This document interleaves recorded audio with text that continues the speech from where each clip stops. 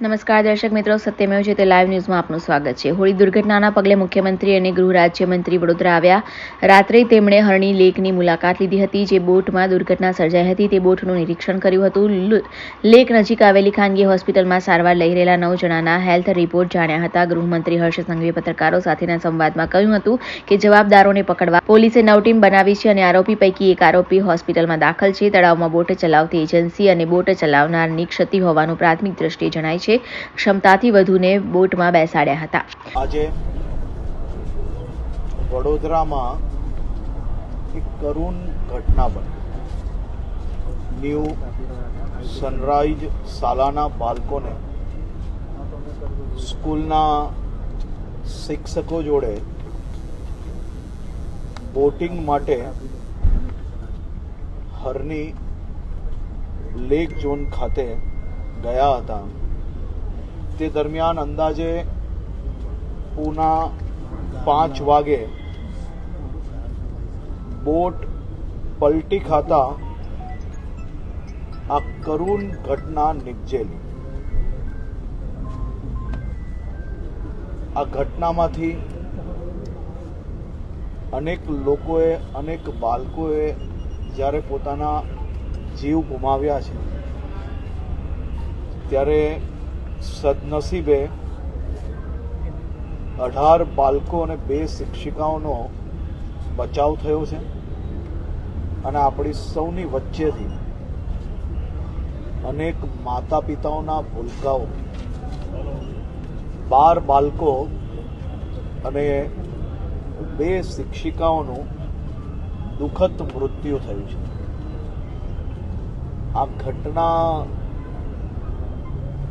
ના દ્રશ્યો, બચાવ કાર્યના દ્રશ્ય જ્યારે ચાલતા હતા ત્યારે આપણે સૌ, અને ખાસ કરીને હું માનું છું ત્યાર સુધી ગુજરાતના પ્રત્યેક પરિવારો એક બાળકનું જીવ કેમ બચે તેની ઘરે બેઠા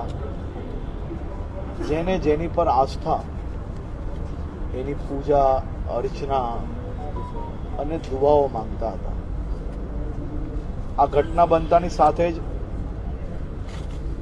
કલેક્ટર શ્રી,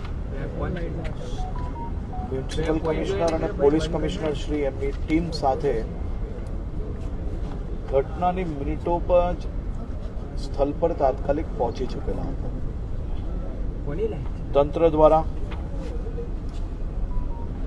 એનડીઆરએફની 2 ટીમો, ફાયર બ્રિગેડની ટીમ, કુલ મલાઈને 60 જેટલા જવાનોને તાત્કાલિક કામે લગાડવામાં આવ્યા. તમામ સામગ્રીઓ જોડે આ ટીમો પહોંચી અને ટીમો દ્વારા કામગીરીની શરૂઆત કરવામાં આવી. બાળકોને બહાર લાવવા, નજીકની હોસ્પિટલમાં તાત્કાલિક ટ્રીટમેન્ટ મળે, એ એડમિનિસ્ટ્રેશનની પ્રાથમિક જવાબદારી. આ પ્રકારની ઘટનાઓ બનતી હોય છે તો પહેલી જવાબદારી હોય છે કે બચાવ કાર્યની ટીમ વધુમાં વધુ ઝડપથી ત્યાં પહોંચે. બચાવ કાર્યની ટીમ ત્યાં પહોંચે, સાથે જે કોઈ લોકોને ઘટના સ્થળ પરથી તાત્કાલિક કઈ રીતે હોસ્પિટલ ખસેડાય, હોસ્પિટલની અંદર એ લોકોને ટ્રીટમેન્ટ ઝડપથી મળે. સામને જ નજીક જ સામને પ્રાઇવેટ હોસ્પિટલમાં તંત્ર દ્વારા ડાયરેક્ટ આ બાળકોને તાત્કાલિક દાખલ કરવામાં આવ્યા. સરકારી હોસ્પિટલમાં બી જે બાળકોને ખસેડવાની જરૂર હતી ત્યાં બી ખસેડવામાં આવ્યા. ડૉક્ટરોની વધારાની ટીમ જરૂર લાગી ત્યાં સંકલન કરીને તાત્કાલિક પ્રાઇવેટ હોસ્પિટલમાંથી ડૉક્ટરોને જે હોસ્પિટલમાં બાળકો દાખલ કરવામાં આવેલા ત્યાં ખસેડવામાં આવ્યા અને સિવિલ હોસ્પિટલમાં બી, એટલે કે સરકારી હોસ્પિટલમાં બી જે જરૂર હતું તો પ્રાઇવેટ ડૉક્ટરોને બી પહેલેથી કહી લેવામાં આવ્યું કે આપ તૈયાર રહેજો, કંઈ બી જરૂર હશે તો આપણે તાત્કાલિક આવવાનું.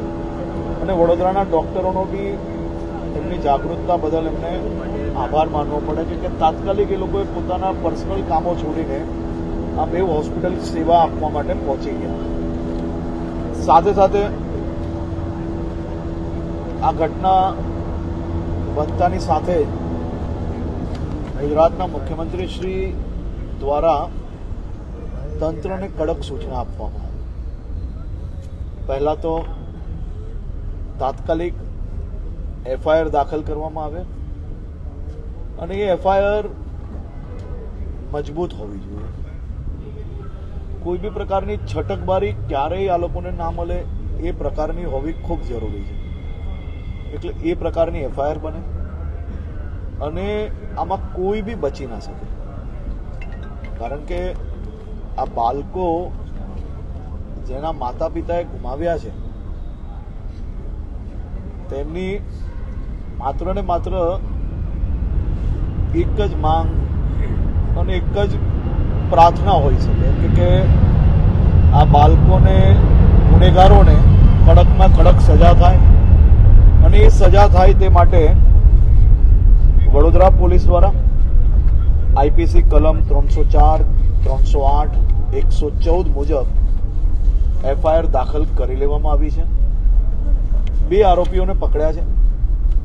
એક આરોપી હોસ્પિટલમાં દાખલ છે અને બીજા જે કોઈ આરોપીઓ છે તે લોકોને પકડવા માટેની અલગ અલગ ટીમો મુખ્યમંત્રી શ્રી અહીંયા પહોંચ્યા તે પહેલા બની ગઈ છે અને અલગ અલગ ટીમોએ જે સ્થળો પર તપાસ કરવું જોઈએ અને જ્યાં કંઈક શોધખોળ કરવી જોઈએ ત્યાં અલગ અલગ આ 9 ટીમો લાગેલી છે. મને વિશ્વાસ છે કે હમણાં ઝડપથી બીજા બી જે આરોપીઓ બાકી છે એને આપણે પકડી પાડીશું અને આ બાળકોને ન્યાય અપાવવાની જવાબદારી સંપૂર્ણ રીતે રાજ્ય સરકારે આમાં કોઈ બી છટકબારી ના રહે તે માટે મુખ્યમંત્રીશ્રીએ પોલીસે એફઆઈઆર દાખલ કરી એ તો છે જ, પરંતુ વડોદરાના જિલ્લા કલેક્ટર શ્રી દ્વારા આની આખી એક તપાસ કરવામાં આવે અને એ તપાસનો રિપોર્ટ 10 જ દિવસમાં સરકારને રજૂ કરવામાં આવે અને તમામ વિભાગોને સૂચના આપવામાં આવી છે કે કલેક્ટરશ્રીને તાત્કાલિક જે કોઈ જરૂરિયાત હોય, આ તપાસ કરવા માટે જે કોઈ કાગળોની જરૂર હોય તે કોઈ બી રોકટોક વગર અને કોઈ બી તારીખો માંગ્યા વગર તાત્કાલિક આ ઇન્ક્વાયરી થાય તે માટે કાગળો રજૂ કરવામાં આવે. કુલ મિલાવીને આજની જે ઘટના છે અત્યંત દુઃખદ ઘટના છે. આ ઘટનામાં અનેક પરિવારજનોએ એમના બાળકો ગુમાવ્યા.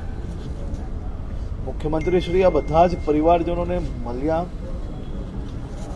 અને મળીને એમને બધાને જ સાંત્વના પાઠવી છે, પરંતુ સાથે સાથે એ અત્યંત ભાવુક હતું કે આ બાળકોને ન્યાય મળવો જ જોઈએ અને આ બાળકોને જરૂરથી ન્યાય મળશે. આરોપીઓ જે 2 આપણે કીધા એ લોકોના નામ શું છે? એ લોકોના નામ હમણાં જ આપને પોલીસ વિભાગ દ્વારા પ્રેસ નોટના માધ્યમથી આપવામાં આવશે. આમાં હું તમે પૂછો એ પહેલા જ હું તમને તમારો પ્રશ્ન સમજી શકું છું.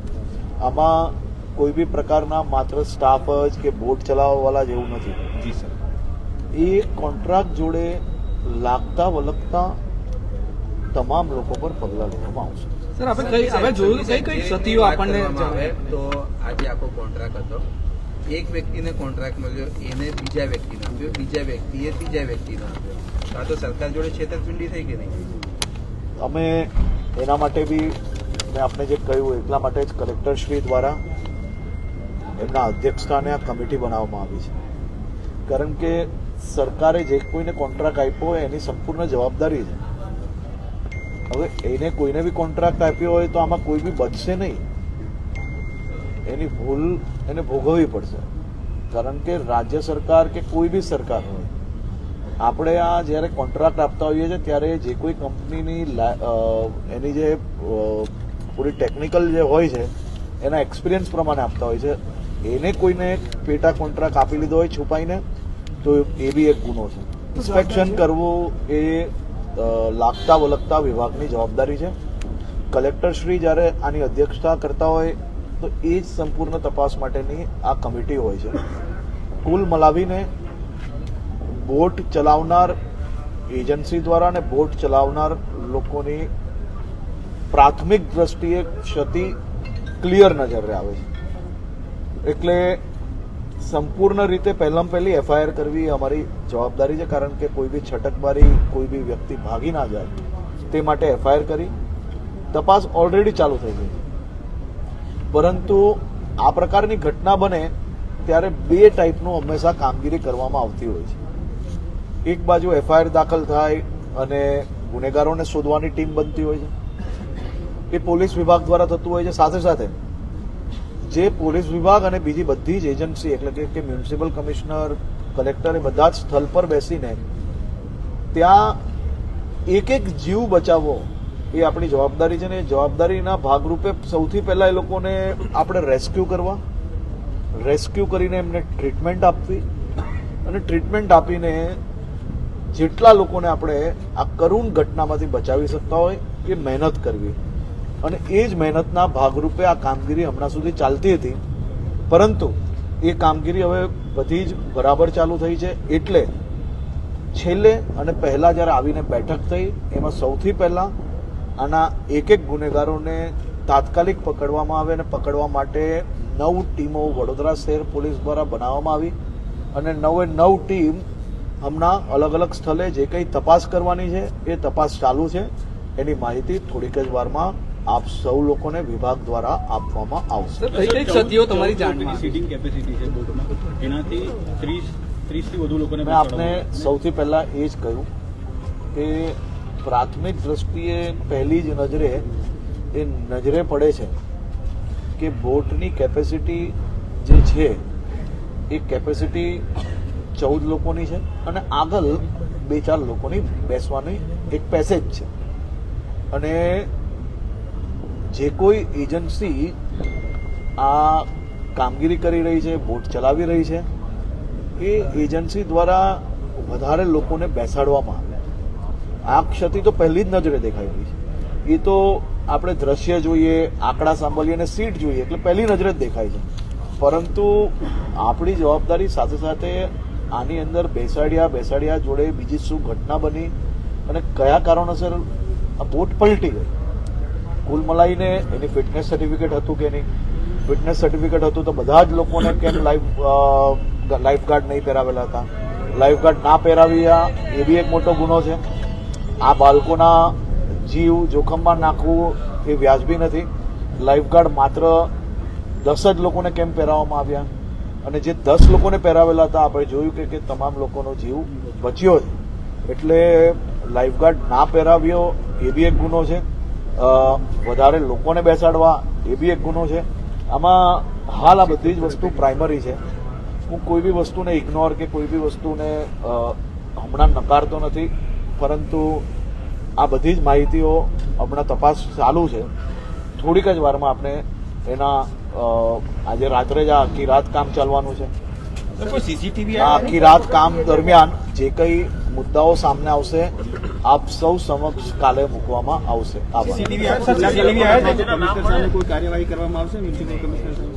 સંપૂર્ણ તપાસની કામગીરી ચાલુ છે. સીસીટીવી આજુબાજુમાં કેટલા છે, એના વિઝ્યુઅલ શું છે, આ બધી જ કામગીરી આજે 9 ટીમો બનાવેલી છે એ લોકો દ્વારા હમણાં ચાલુ છે. એકવાર એ કમ્પ્લીટ થશે એટલે સવારે તમને સૌને માહિતી આપશો. રિપોર્ટર સની સિંધે, સત્યમેવ જયતે, લાઈવ ન્યૂઝ વડોદરા.